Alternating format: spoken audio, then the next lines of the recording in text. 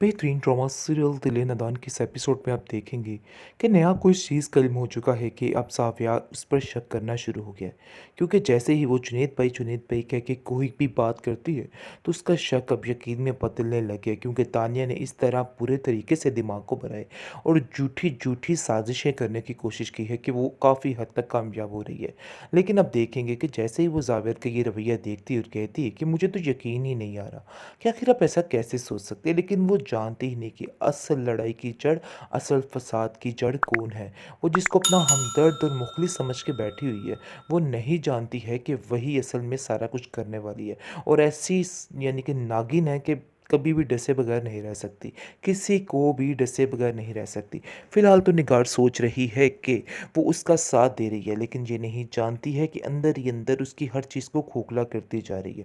खैर, आप देखेंगे कि बहुत ज़्यादा परेशान है और जाती है जुनैद के पास और कहती है, नहीं आप, कि आखिर ये क्या मामला है, क्या माजरा है, मुझे तो समझ ही नहीं आ रहा। मैंने तो ऐसा आज तक नहीं सोचा था और ना ही समझा था, लेकिन पता नहीं ये लोग क्या क्या बातें बनाने की कोशिश कर रहे हैं। खैर, आप देखेंगे कि वो उसको बड़े अच्छे तरीके से बहनों की तरह समझाता है और कहता है कि फ़िक्र करने की कोई भी ज़रूरत नहीं है, आहिस्ता आहिस्ता सारे मरहले ठीक हो जाएंगे, इसलिए टेंशन आपको बिल्कुल भी नहीं लेनी। लेकिन नायाब की दादी उसको कहती है कि मुझे नहीं लगता कि तुम उस घर में खुश हो, क्योंकि जो रवैया तुम्हारी सास का तुम्हारे साथ था बहुत ज़्यादा हैरान कुन था। लेकिन फिर भी तुम हर बात छुपाती रहती हो, ये भी तरीका बिल्कुल भी ठीक नहीं है। तुम्हें थोड़ा सा बोलना होगा उन लोगों के आगे, थोड़ा अपने हक के लिए लड़ना होगा। जिस पर वो बेचारी खामोश हो जाती है, क्योंकि वो जानती ही नहीं कि उसकी दादी के कैसे थप्पड़ खा खा कर वो इस घर में रह रही है और इसका क्या हश्र हो रहा है। खैर, आप देखेंगे कि वो बड़े ही बेचारी चुप करके बर्दाश्त करती जा रही है और अच्छे वक्त के इंतज़ार में बैठी हुई है। नहीं, आप किस चीज़ का दिखावा कर रही हो इस घर में तुम्हारी कोई भी जगह नहीं है और चाहते हुए भी तुम अपनी जगह इधर नहीं बना सकती हो। देखो, अगर कोई फ़र्क उधर आ जाता। असल बात तो ये है कि ऐसा ना हो कि तुम जुनेद की बातों में लग के अपने आप को बड़ी महारानी तस्वर करने लग जाओ। तुम्हारा ये रवैया बिल्कुल गलत है। जिस पर आप देखेंगे कि तानिया कहती है कि आप बिल्कुल ठीक कह रही हैं, ये लड़की बिल्कुल नहीं बदलने वाली और पता नहीं क्या क्या करेगी। आप इसके हाथ से सारे इख्तियारात ले लीजिए, क्योंकि मुझे नहीं लगता कि कोई मामला ठीक है। ऐसा लग रहा है कि सब कुछ गलत होने जा रहा है। यानी कि तानिया बुरे तरीके से दिमाग भर रही है अपनी सास का और कहती है कि बात कीजिए दादी जान से कि सारे इख्तियारात उससे ले लिए जाएं, क्योंकि मुझे नहीं लगता कि कोई भी मामला ठीक है। जिस पर आप देखेंगे कि नायाब कहती है कि मैंने कौन से आप लोगों के इख्तियारात को छेड़ा है, मैंने तो कभी किसी चीज़ का नाजायज़ फ़ायदा नहीं उठाया है। अरे, एक बात की थी सीधी सी, लेकिन आप लोगों ने तो उस बात का तमाशा ही बना के रख दिया। ऐसी तो कोई बात है ही नहीं थी। लेकिन आप देखेंगे कि वो मानने को तैयार ही नहीं। जावियार कहता है कि कोई ना कोई ऐसी बात तो ज़रूर है, लेकिन इतनी पुरानी हमारी मुलाजमा झूठ कैसे बोल सकती है। तुमने ज़रूर कुछ किया होगा। मुझे पहले दिन से ही शक था कि तुम ये हरकतें करोगी और देखो आज वही हुआ है। तुमने वही कर दिखाया जिस चीज़ का हमें डर था। जिस पर वो कहती है, मेरा यकीन माने, लोगों की बातों में आके आप अपने आप को इस तरह से क्यों ख़राब कर रहे हैं। मैंने कुछ भी नहीं किया, आपको मेरी इस बात पर यकीन करना होगा। लेकिन निगार कहती है कि वो मेरा बेटा है और मेरी ही बात पे यकीन करेगा। देखो, तुम्हारी हैसियत नहीं है इस घर में रहने की, और इसीलिए समझाती थी। इस किस्म की लड़कियां इसी तरह के काम करते हैं, लेकिन तुम्हें अपनी माँ की बात समझ नहीं आई। देखो, इन सब चालाकियों से कुछ भी हासिल नहीं होने वाला। ये बात तो तय है कि आप जो कुछ मर्जी कर लो, लेकिन ऐसा वैसा कुछ नहीं होगा। जो उसकी हैसियत है वो उसकी हैसियत ही रहने वाली है। खैर, आप देखेंगे कि नयाब काफ़ी ज़्यादा परेशान है। जिस पर उसकी अपनी दादी उसको कॉल करती है और कहती है कि मुझे तो बहुत अफसोस हुआ ये सुनकर। इतना भी दीद लिहाज नहीं था जावियार में कि उसने हमें 2 पल के लिए वहाँ पे बर्दाश्त कर लिया हो। मैं तो हैरान ही होगी, मेरी तो अक्ल ही दंग रहेगी। तुम्हारी भाभी इस बात से काफ़ी खफा है। आखिर ये लोग क्या अपने आप को समझते हैं, ऐसा कैसे कर सकते हैं। जिस पर वो कहती है, आप फिक्र मत करें, सब ठीक हो जाएगा। और भाभी को भी समझाइएगा कि दिल में ऐसी कोई भी बात ना रखेगा।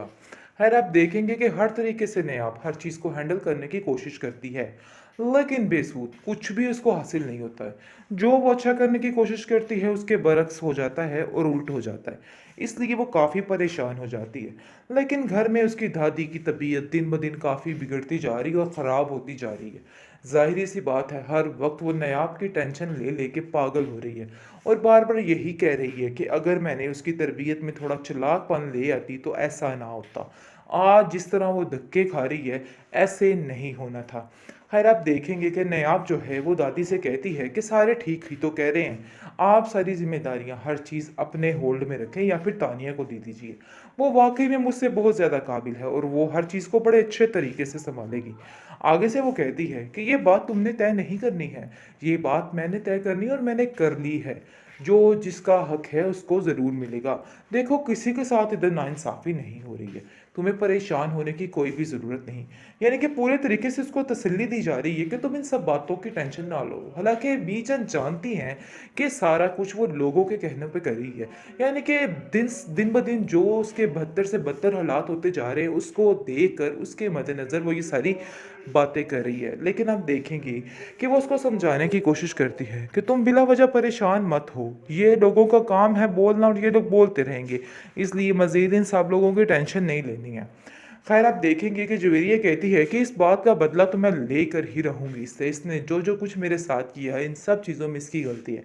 लेकिन ज़ावेर कहता है कि एक बात मैं आपको बताता चलूँ कि वो जो तुम्हारा रिश्ता ख़त्म हुआ था, उसकी वजह ये बेचारी नायाब नहीं थी, बल्कि तुम खुद थी। आगे से आप देखेंगे कि वो अपने भाई से उलझ पड़ती है और कहती है कि आखिर आप भी उसकी ज़ुबान बोलने लग चुके हैं। ये बात तो तय है और ये बात हमें समझ आ रही है। लेकिन वो उसको समझाने की कोशिश करता है कि मुझसे खुद नायला आंटी की बात हुई है, उन्होंने मुझसे खुद सारी बात की है।